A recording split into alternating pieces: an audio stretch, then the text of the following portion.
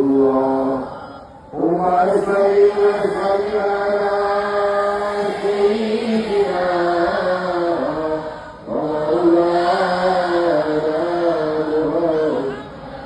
وعلى آل سيدنا ومولانا محمد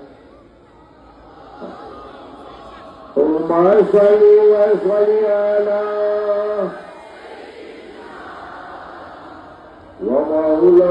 ومولانا محمد وتكفينا بها جميع الحاجات وتطهرنا بها بجميع السيئات وترفعنا بها على درجات وتبنينا بها أحسن الآيات بجميع الآيات في الحياة وبعد الممات